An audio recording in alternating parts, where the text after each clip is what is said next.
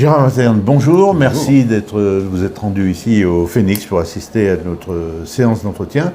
Vous êtes président de l'association, comment elle s'appelle exactement? Les Amis du Vieux-Saint-Chamond. Les Amis du Vieux-Saint-Chamond. Et on a un nom commercial qui s'appelle le CHAM. D'accord. C'est une association qui a été créée en 1974 par des... Alors on en fête le cinquantenaire. Hein. En fait le cinquantenaire. Il y a 50 ans, 74, des instituteurs ont créé cette association, un peu en réaction à la destruction d'un certain nombre de monuments à Saint-Chamond. D'accord. Et puis une demande de la mairie pour retracer un petit peu l'histoire de Saint-Chamond qui n'avait pas été retracée depuis le 19e. Alors il y a des associations d'histoire locale dans le paysage, j'en connais à Firminy, à Saint-Étienne. C'est pas toujours évident. Par exemple, à Saint-Étienne, il y a un musée qui était relativement bien fréquenté, le musée du Vieux Saint-Étienne, qui a hélas fermé ses portes. Et on a l'impression que l'association est plus ou moins en péril, hein, alors que, en tant que journaliste, c'était une association qu'on connaissait bien, qui communiquait, qui organisait souvent des expositions temporaires aussi. Est-ce que c'est un courant général ou est-ce que c'est une exception Non, il y a eu plusieurs facteurs. Le premier, il y a eu le Covid. Le Covid qui a créé un trou noir, qui a aspiré un certain nombre d'associations, et puis un désintérêt peut-être de la population pour l'histoire. C'est vrai qu'aujourd'hui, à l'école, l'histoire est un petit peu négligée, voire complètement oubliée, et ce qui crée une sorte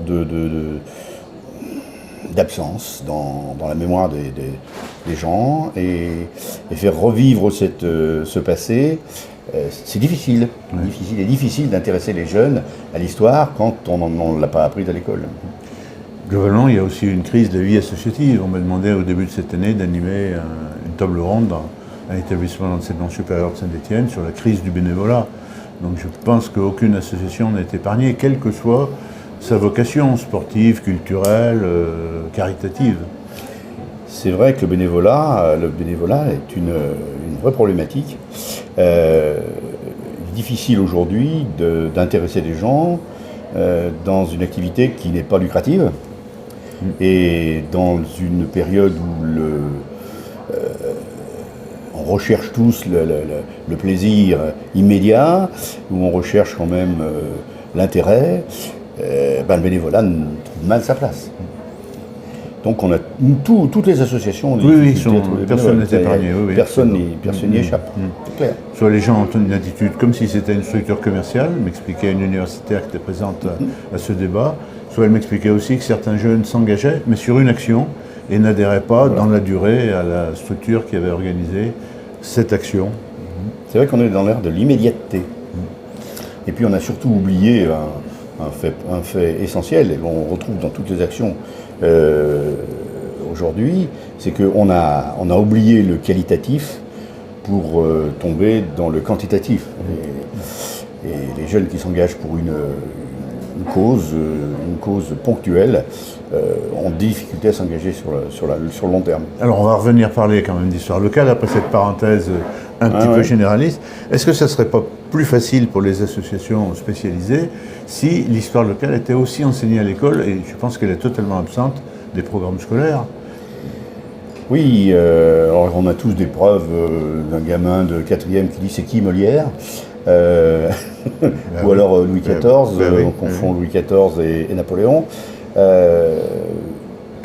Même quelquefois on ne sait pas qui ils sont. Il est certain que si on intéressait les jeunes, les très jeunes, à leur propre histoire, ça éveillerait autre chose. Moi j'ai des exemples, par exemple, lorsqu'on fait visiter la colline Saint-Edmond à des écoles. Les enfants sont surpris d'apprendre que Saint-Chamond a été autre chose qu'il est aujourd'hui.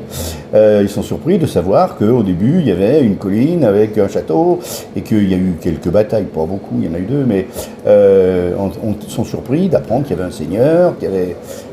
Donc ils sont intéressés, quand ils s'en vont, ils nous remercient. Donc je pense que si on éveillait les enfants et si les enseignants avaient l'autorisation, bien sûr, si dans les programmes on replaçait l'histoire, et notamment l'histoire locale, on peut commencer par là, parce que les gens aiment bien ce qui est... D'autant qu'elle est facile à relier à l'histoire nationale. Très facile. Eh bien, on aurait aujourd'hui une autre mentalité par rapport à ce passé. Or, vous savez bien, quand on ne connaît pas son passé. Alors on va parler des activités d'association. On va commencer justement parce que vous avez cité les visites. Vous avez des visites qui sont guidées, on va dire, pour adultes, Oui. d'autres effectivement pour le milieu scolaire. Oui. Quelle est la fréquence? Là, on vient de voir un thème en partant d'un quartier, on va dire, historique, le quartier de Saint-Edmond. Comment vous choisissez les sujets, les thématiques, l'histoire industrielle, la partie encore rurale de la commune, du patrimoine architectural?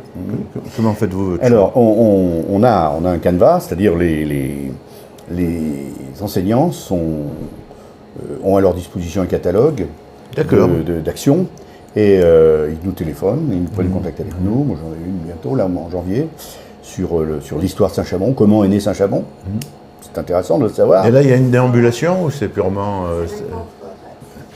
Oui. Oui, il y a une déambulation et on va se promener sur la colline. Alors on peut se limiter à la colline, à l'église Saint-Pierre, mais on peut aussi faire des déambulations dans la Grande Rue, qui est la rue de la République, qui est très intéressante, puisqu'elle elle marque quand même l'histoire de notre cité. Et puis on a aussi des possibilités de colloques et des possibilités de rencontres thématiques avec d'autres associations, en particulier des gens qui viennent visiter notre, entre guillemets, musée, qui est plus un cabinet de curiosité, mais qui permet aussi de démarrer une connaissance du passé de la ville. Vous avez employé le mot musée. On a vu tout à l'heure que, par exemple, Saint-Étienne avait perdu son musée du vieux Saint-Étienne.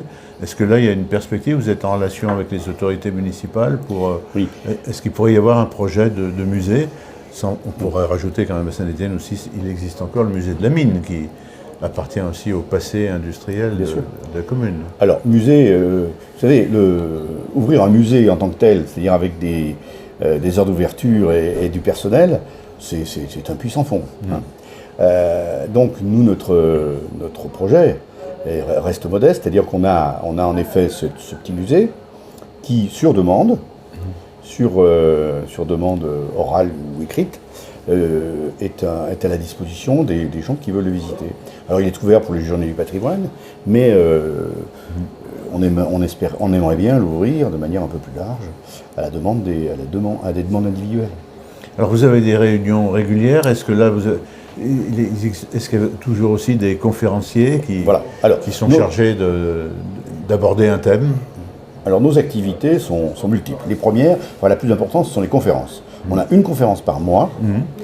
Par exemple, la plus récente, c'était sur quel thème? C'était Gérard Manet qui est venu nous faire un topo sur le canal de Givors, mais en insistant sur l'économie et les personnages qui s'y sont attachés. Donc c'est tout à fait intéressant. Le mois précédent, on avait François Morange qui nous a parlé de la vieille histoire de Saint-Chamond sous Antoine Pinet.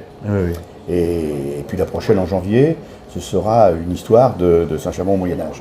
Donc la vallée du Gier au Moyen-Âge. Donc on est en chasse permanente de conférenciers. Là, on est plein jusqu'en 2026. C'est plutôt encourageant. C'est plutôt encourageant. Ça, c'est le premier volet. Deuxième volet, ce sont les sorties culturelles. On fait 2 sorties culturelles par an. La prochaine est en dehors de la commune ou... En dehors de la commune. En dehors de la commune. La prochaine est à Montbrison. Et puis on a une sortie d'un soir. Ce sera le musée des transports à Saint-Étienne, le musée des tramways à Saint-Priest. Donc quelque chose de modeste. Ensuite, nous avons à la disposition des gens une bibliothèque qui contient 600 volumes. On a aussi, nous faisons paraître une revue. Voilà, j'allais vous poser la question.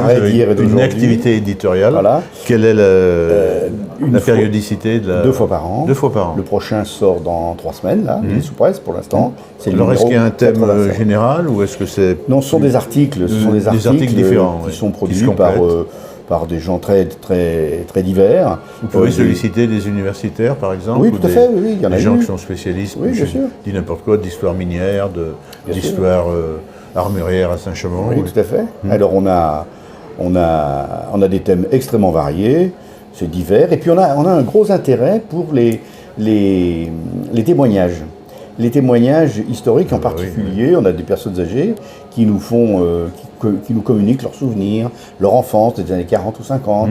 Et nos lecteurs sont très friands de ce genre d'écrit parce qu'aujourd'hui, lorsque les petits-enfants ou arrière-petits-enfants apprennent qu'ils n'avaient pas de téléphone, qu'ils n'avaient pas de télévision, qu'ils n'avaient pas Internet, ils se demandent ce que faisaient les grands-parents. Ils ne s'ennuyaient jamais d'ailleurs. Il va falloir qu'on arrive à la conclusion, donc peut-être je rajoute juste, dans l'activité éditoriale, je crois que vous sortez de temps en temps quelques ouvrages. Oui, alors on a créé une... Vous n'avez pas qu'une bibliothèque. Non, on a créé une édition, on a créé un groupe d'ouvrages, et on en sort 1 à 2 par an. Ça s'appelle les promenades jorésiennes. Et on a sorti l'histoire du rail à Saint-Chamond, on a sorti l'histoire de la presqu'île de Saint-Chamond, parce que nous aussi on a une presqu'île. Pour terminer, Gérard, est-ce que 50e anniversaire, est-ce qu'il y a un événement particulier qui peut intéresser l'ensemble? Oui, le mardi prochain, le 3, à 20h, à la salle Roger Planchon, on a une manifestation, un rassemblement, où on va retracer l'histoire de notre association en parallèle avec l'histoire de Saint-Chamond.